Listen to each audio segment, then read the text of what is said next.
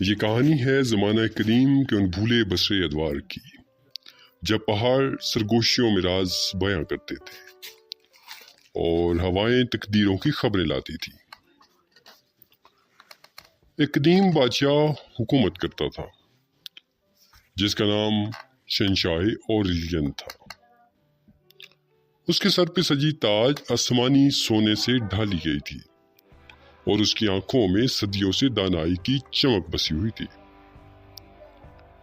شہنشاہ اورلین ایک عظیم الشان سیاہ رنگ ایوسٹین کے تخت پہ جلوہ افروز ہوتا تھا، جو ایک ایسے قلعے میں نصب تھا جو نیزے کی مانند آسماں کو چیرتا تھا۔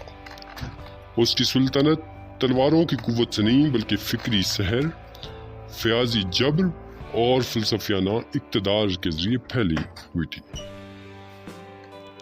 علماء، کیمیا دان اور غیب دان اس کے دربار میں جمع ہوتے تھے، کیونکہ بادشاہ خود علم کا محافظ اور رازوں کا امین تھا۔ مگر وقت جو ہر عظمت کو مٹانے والا خاموش جلاد ہے، ایک دن بادشاہ کے دل میں خلش بن کے اترا۔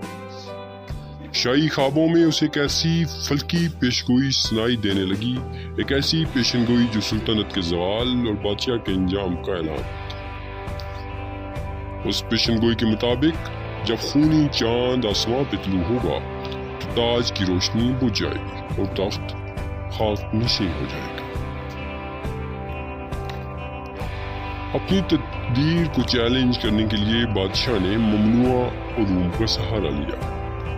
اس نے کتب اسرار کھولی، فراموش شدہ منتروں کا ورد کیا اور وقت کی زنجیروں کو توڑنے کی جسارت کی۔ مگر تقدیر کا دھاگا مضبوط تھا۔ جو ہی خونی چاند نمودار ہوا، قلعے کی دیواریں کرہنے لگیں اور ہوا میں فنا کی بو پھیل گئی۔ بالآخر شہنشاہ اورلین تخت سے اٹھا، تاج زمین پہ رکھا اور مسکرا کے کہا، بادشاہت مٹتی ہے مگر داستان زندہ رہتی ہے۔ اسی لمحے وہ نور میں تحلیل ہو گیا اور اس کی سلطنت ایک افسانہ بن گئی، ایک ایسی کہانی جو آج بھی ہواؤں، کتابوں اور خوابوں میں سانس لیے ہوئے ہے۔